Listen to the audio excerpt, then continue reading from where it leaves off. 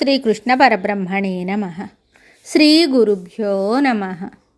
శ్రీమద్భాగవత సంగ్రహము, దశమస్కందము. శంఖచూడు. ఒకనాటి రాత్రి బలరామకృష్ణులు చక్కగా అలంకరించుకుని గోపవనితలతో వెన్నెలలో విహరించడానికి బృందావనం వెళ్ళారు. తమ చుట్టూ తరుణీమణులు కూర్చొని ఉండగా మనోహరమైన మధుర గీతాలను ఆలపించారు. ఆ గానాలు చెవులకు సోకగానే ఆ సుందరీమణుల సర్వేంద్రియాలు స్తంభించిపోయి వారు ఆ గాన మాధుర్యంలో తన్మయులైపోయారు. ఆ స్థితిలో వారిని విడిచి రామకృష్ణులు గానం చేసుకుంటూ కొంత దూరం వెళ్ళారు. అప్పుడు కుబేరుని భృత్యుడైన శంఖచూడుడనే యక్షుడు ఆ గోపకాంతలను అపహరించుకుని తన మాయాశక్తిచే తీసుకుని పోతుంటే వారంతా కృష్ణ, బలరామ, రక్షించండి రక్షించండి అని కేకలు పెట్టారు. ఆ కేకలు విని వారు పరిగెత్తుకుంటూ వచ్చి విషయం గ్రహించి 2 మద్ది చెట్లను పీకి ఆ యక్షుని ఎదుర్కొన్నారు. వాడు భయపడి ఆ స్త్రీలను విడిచిపెట్టి పారిపోసాగాడు. స్త్రీలకు బలరాముని రక్షణగా ఉంచి కృష్ణుడు శంఖచూడుని వెంబడించాడు. యక్షుడు మారు రూపాలు ధరించి ఎక్కడెక్కడికి పారిపోతున్నా అక్కడక్కడికి వానిని వెంబడిస్తూ చివరకు పట్టుకుని తన పిడికిటి పోటులతో వాని శిరస్సును ఛేదించి సంహరించాడు. వాని కిరీటంలోనున్న చూడామణిని తీసుకుని పోయి బలరామునికి ఇచ్చాడు. గోపవనితలు కృష్ణుని స్తుతించారు. ఒకనాడు అరిష్టుడనే అసురుడు వృషభరూపంలో వచ్చి మందలో చేరాడు. భయంకరాకారుడైన వాని మూపురం ఒక పర్వత శిఖరంలాగా ఉండేది. వాని రంకెలు సకల ప్రాణులను కంపింపజేసేవి. కొమ్ములతో పర్వతాలనైనా తిరగదోయగల బలశాలివాడు. వాని ప్రవేశంతో దూడలు, ఆవులు, ఎద్దులు, గోపాలురు కలవరం చెందారు. గోపాలకృష్ణుని శరణు వేడారు. గోపికలు భయంతో రక్షించు రక్షించు అని గోల పెట్టారు. వారందరికీ స్వామి అభయమిచ్చి వృషభుని ఎదుర్కొనడానికి వెళ్ళాడు. ఓరి అసురుడా, నీవెవడవో నాకు తెలుసు.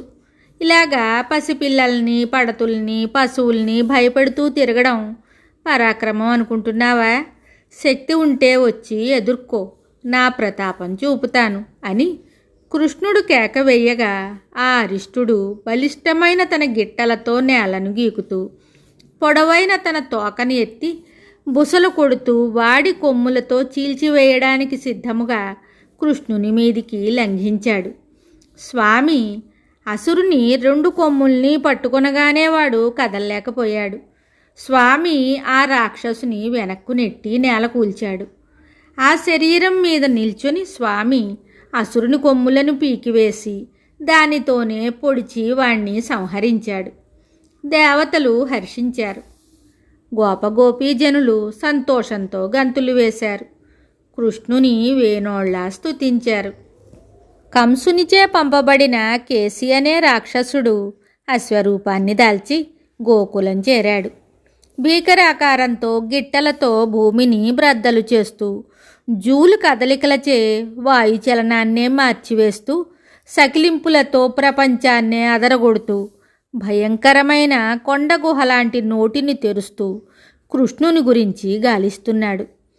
వీడు ఇంద్రుని, వరుణుని ఓడించినట్టి బలశాలి. కృష్ణుడే వానికి ఎదురు వెళ్ళి, ఏమిరా దైత్యుడా, నీవు నా గురించే వచ్చావట కదా, ఇంకా తిరిగిపోలేవులే అని అనేసరికి ఆ అసురుడు భయంకరంగా సకిలిస్తూ భూమండలాన్నే మింగివేసేటట్లు నోరు తెరిచి కృష్ణుని కొరకడానికి మీద పడబోయాడు. కృష్ణుడు తప్పించుకున్నాడు. అసురుడు పైకెగిరి వెనుక కాళ్లతో తన్నబోయాడు. కృష్ణుడు మళ్ళీ తప్పించుకొని ఆ కాళ్లను పట్టుకున్నాడు. రాక్షసుడు కదలలేక గిలగిలా కొట్టుకుంటూ పట్టును విడిపించుకోబోయాడు. కృష్ణుడు దాని కాళ్లను పట్టుకొని బొమ్మను ఆడించినట్టుగా గిరగిరా త్రిప్పి విసిరు కొడితే ఆ అశ్వము 200 గజాల దూరాన పడింది. రాక్షసుడు లేచి మళ్ళీ విజృంభించి కృష్ణుని మృంగడానికి నోరు తెరిచాడు. కృష్ణుడా నోటిలోనికి తన చేతిని దూర్చి వాని పండ్లను రాలగొట్టి గొంతుకులో అడ్డముగా చేతిని ఉబ్బించాడు. ఊపిరి ఆడక ఆ రాక్షసుడు పెద్దగా కేకలు వేస్తూ మరణించాడు. కేసి సంహారాన్ని చూసి నారదుడు వచ్చి ఇలా స్తుతించాడు. కృష్ణ జగదీశ్వర, రాక్షసుల లాంటి రాజుల్ని అంతమొందించడానికి నీవు అవతరించావు కదా స్వామి. నీవు ఇంకను అనేకమైన అద్భుత కార్యాలు చేయవలసి ఉన్నది కదా. చాణూర, ముష్టిక, కంస, కాలయవన, నరక, శిశుపాల, దంతవక్త్ర, సాళ్వాది దుష్టులను అంతమొందించాలి. అర్జునునకు సారథివై స్వపరాభేదము లేక భూభారాన్ని తగ్గించాలి. దేవా, నీ లీలా వినోద చేష్టలను లెక్కించడానికి ఆ బ్రహ్మకు కూడా సాధ్యపడదు కదా. నీవు పరమేశ్వరుడవు, నీకు ప్రణామాలు అని స్తుతించి నారదుడు నిష్క్రమించాడు. ఒకనాడు గోపబాలురు కృష్ణునితో అడవికి పోయి పశువులను మేపుతూ దాగుడు మూతలాట ఆడుతున్నారు. వారిలో కొందరు గొర్రెలుగాను, కొందరు కాపరులుగాను, కొందరు దొంగలుగాను అనుకొని కన్నులు మూసుకొని ఆడుతూ ఉండగా మయుడనే అసురుని కొడుకు వ్యోమాసురుడు గోపబాలుని రూపం ధరించి వీళ్ళల్లో చేరాడు.